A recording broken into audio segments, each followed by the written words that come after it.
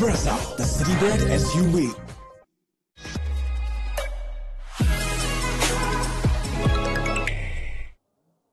Hard work for the Mumbai Indians after an excellent all-round bowling display from the Lucknow Super Giants has kept them to 144. They've still got to 144 with a handy cameo from Tim David after they registered the lowest returns in the power play for IPL 2024. It seems like it's just getting tougher for the Mumbai Indians, but it's only at the halfway point here. On Maruti Suzuki Arena presents ESPN Cricket for Timeout, powered by JBL. Tom Moody, McClenaghan, Wasim, Jaffer, all who expected a more impressive Mumbai performance. You all gentlemen pick scores between 180 to 211, but Wasim, sum up that Mumbai batting effort, especially the start. I think they were left behind in the power play itself. I thought it was a hard work with the pitch. It was a red soil pitch, but I think it wasn't very consistent the way it played. And I thought Lucknow bowlers bowled really well. They made, obviously with the power play, losing 3 wickets. It wasn't easy. And Ishan Kishan's inning was not going anywhere. I thought Nihal Vadera played really well. Yep. He at least gave them a momentum. And then Tim David, I thought, gave them some runs to bowl at. And Bishnoi, I thought, bowled really well for Lucknow. Yeah. And even Deepak Huda, I thought that was a smart move to bring him. And they didn't bowl Krunal Pandya. So I thought overall it was a good day, good outing for the Lucknow bowlers. Interesting. The 144, is that still something? Have they got to something in what could be a slow, thrilling game, or is this still well below par? Yeah, it's something. It's probably, as Wasim alluded to, a little bit inconsistent. We saw one ball right at the end go completely underground, which was bizarre. So if you can, it's a kind of score where the batting side doesn't know whether they come out of the blocks hard or just bat normally and just knock it off with low risk. So you come out of the blocks and you don't get off to a good start. Mumbai pick up 2 or 3 wickets in that power play, could seriously be game on. Particularly, you've got 2 new batters debuting for Lucknow in this game, and pressure of a chase facing Bumrah. There's a lot could go wrong in that batting chase. If they face Bumrah, if they definitely will face Bumrah. Okay, give me your summation of that innings and the surface from that ball that Mitch mentions to Stoinis being affected, who you rightly picked as your bowler in the impact zone. 3 overs. Was it bowler? Oh, it was bowler, wasn't it? Yeah. He bowled 3 overs as a new ball bowler. Well. Yeah, look, I think the surface was indifferent. I think the way I look at it, when you see surfaces like that, and I look back on games in the past, 160 is a very competitive total. So they're short of that, and they're short of that purely because they stumbled too many times in the first half of that innings to be competitive. I think it is competitive because you only have to put 2 wickets or 3 wickets, early wickets in that first 6 or 7 overs, and suddenly that's a long way away. That total, and that could quite easily happen, particularly if Bumrah bowls 2 early overs in the power play and has an impact, which we know he can do. And if there's any indifference in the wicket, you can guarantee Bumrah is going to extract it. And I think Mumbai are a sneaky chance here. They're not favourites, but they're a sneaky chance. The likes of Mohammad Nabi also on that surface might be difficult to get away. He's a very clever, wily spinner. He's been around a long time, so he knows what areas to bowl.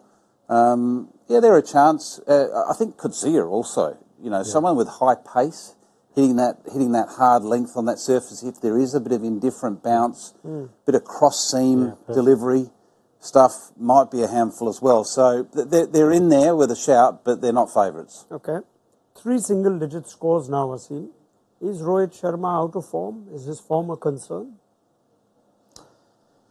I think so. Obviously, you don't want to go into a World Cup with that kind of form, but he plays that high-risk game. And some things we've seen is bat, stumbling in his hand. We have seen it twice in a row. But on a big day, he'll turn it up. That's kind of a player Rohit Sharma is. So I'm not thinking too much about it. You sense he'll be back to the Rohit Sharma, a different Rohit Sharma for India, which almost has been an IPL theme for him. Doesn't have the big volume of runs in the IPL. So are you not overly concerned? I am not. I think he'll be back. Same question for Surya Kumar Yadav. Jeez, he's one score and then one miss out, wasn't it? I mean, today was a bit unlucky, right? Stoinis bowled a slower ball, down leg side, and he got a little bit of glove on it. So you probably discount today. That was just, not being able to catch up with one properly. So, yeah, it was a bit unlucky today. But, yeah, the consistency is a thing, isn't it? It's, the ability to get through those first 4 or 5 deliveries. It's been something consistent with his career, but he's class, mate. And you build a side around, knowing that might happen every now and again. He's not going to be your out-and-out consistent player, but he's a genuine match winner. It just wasn't to be today. Are both those batters victims of a team that's losing, or is it because of their form that the team's losing? I think it's a bit of both. When you're in a side that's suffering, it's very hard to show consistency on an individual basis because a successful team is an accumulation of all parts coming together, and not many parts are coming together at all with Mumbai, and therefore when you're struggling with a little bit of form, a good side, a winning side, carries that person and gets them back into form quicker than a side that's struggling. And I think Mumbai are in that position where they're not finding any consistency, and therefore players are also suffering because of that, because they're all grappling for, I suppose, an opportunity to shine. Same question for Hardik Pandya, who at times we're critical if he's pushed himself too late. He should have come in early. I think it was the Rajasthan game when they lost wickets. Comes in, gets nicked first ball. It only seems like whatever he's trying is just not working. It's a decent ball, to be fair. Good ball, right? Angled in, straightened off the seam. Yep. You get that when you first walk to the crease. More often than not, you're going to play and miss that or nick it. It was a decent ball. It wasn't a poor shot. He just played with a full face, got a half-decent ball. Right. You're allowed to get a good ball. So that's just one you let through, you just accept. But there's a lot going on in Hardik Pandya's head. You can see, he's carrying a lot of the burden of their inconsistency as a side, and there's a lot of pressure on a side that has huge expectations. They're a 5-time champion side, and they're not used to being in this position. Lucknow, though, very good selections, Wasim. They left out Matt Henry, or a good, steady couple of games. Naveen Ulak, who you picked in your impact zone too, and seemed unplayable almost, or perfect for this pitch. Yeah, he shouldn't have been dropped in first place. I think he's a very good T20 bowler, and he bowls in all 3 phases, especially in the death. And he's a guy who you trust to bowl those tough overs. So obviously, first of all, I was surprised he was dropped, but I think it was a good pick. But the big thing is those 2 guys playing in this chase. Ashwin Kulkarni, obviously. Yep. And Ashton Turner. So that's going to be tricky. So KL Rahul has to play really well to get them through. Naveen wouldn't have bowled a 4th over, at least 5 balls into it, had it not been compulsion. Because Mayank Yadav, who we saw returning, was a little expensive, got a wicket, and also then walked off. So this is your area of expertise. Yeah, fast bowler shame. Returning from injury. That's not nice to see.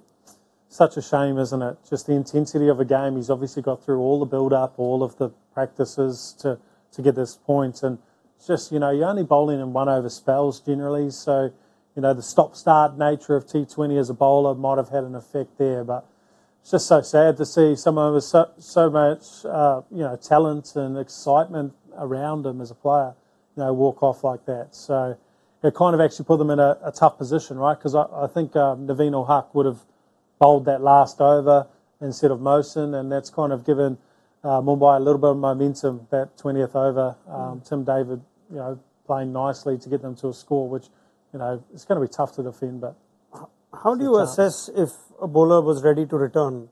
In Mayank Yadav's case, I mean, we tend to think, if he's come in and still gone off injured first game, that maybe the team has got the team management or the medical staff has got this wrong. I think that's a hard call. You can guarantee they would have overturned, turned over every single stone in his comeback trail.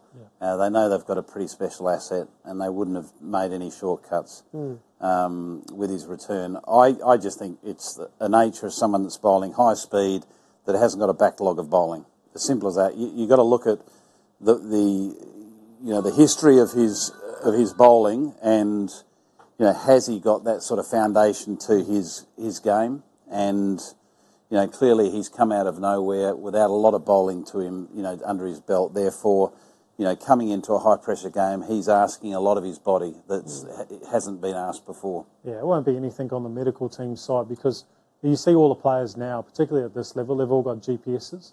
And I've seen Lucknow, they've got them on the side. I've seen Mayank putting it in. And your GPS tracks intensity, running speed, all of that kind of stuff. So there would have been benchmarks in terms of intensity and running speed for him to get back to a point where they're like, yep, you're good to go. So I'd imagine they probably would have even waited an extra game once he got to that level before putting him out on the park. Did it seem like he clocked the same speed and intensity while he was bowling at least? Yeah, no, look good. Look good. A couple of balls over 150. Maybe not the consistency of the high pace, but he was mid-140s. He looked a challenge. All right. Let's hope it's not too serious for Mayank Yadav. And let's look ahead to the chase, shall we? KL Rahul, big player for Lucknow. He's decided to up the strike rate this season. It's been a free-flowing KL Rahul, maybe even further unburdened after the announcement of the T20 World Cup squad, where he has missed out, one of the few changes from the last T20 World Cup, and against Jasprit Bumrah. That's a matchup that we can't wait to see because Rahul can put himself in on the rare leagues of players who has a good record against Bumrah. 71 is the average. Strike rate's not bad, 128, and 2 dismissals in 12 innings. KL Rahul, the batter this season? He's been good. He's got this strike rate up, which was a debate, and he's an important player for Lucknow, especially in this chase. I expect him to do well. He'll be upset that he's not in that tour party. Yeah. So you want him to show that to the selectors today. He put something on his Insta story as well today and quickly deleted it.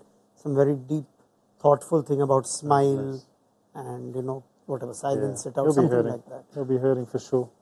But I guess one of the best things about KL Rahul is that every good swing bowler in the league, he's got a really good record against. Look at Deepak Chahar, he's got a great record. That, in terms of a record against Bumrah, striking 127, is a very good record compared to a lot of his compatriots around the league. Do you see him batting any differently, given he's potentially going to open with a debutant, has a different looking batting order, and it's not that big a chase? Could he perhaps take his time today, drop anchor?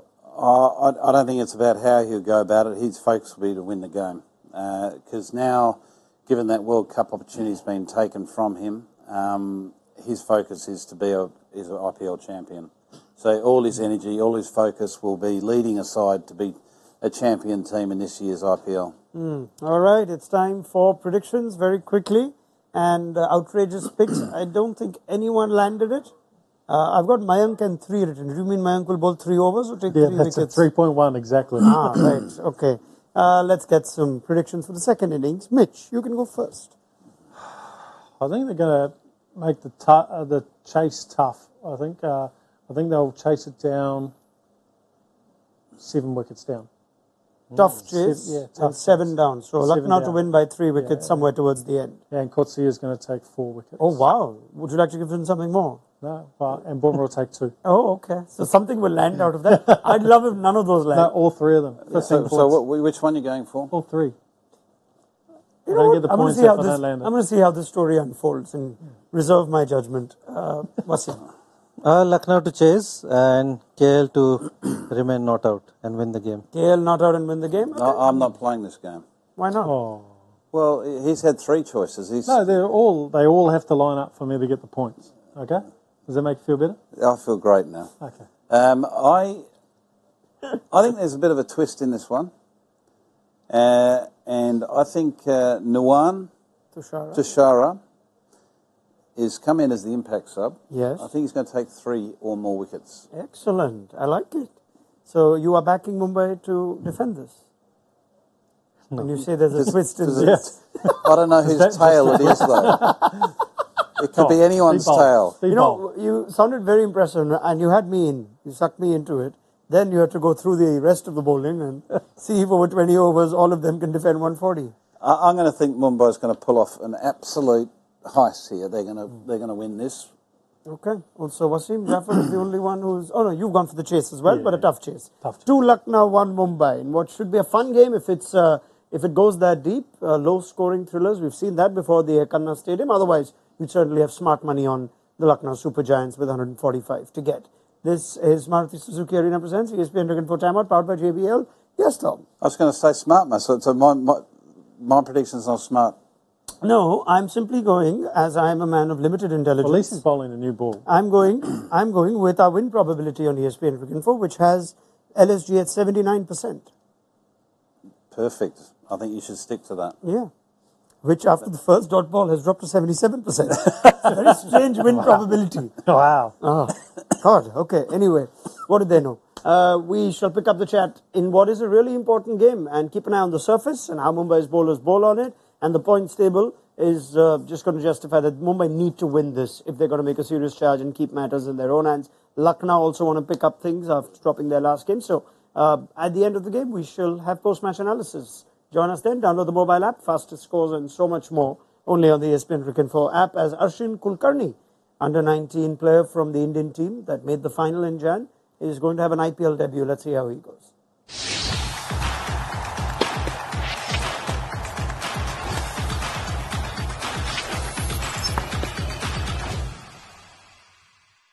All new hot and techy Brezza, the City Bed SUV.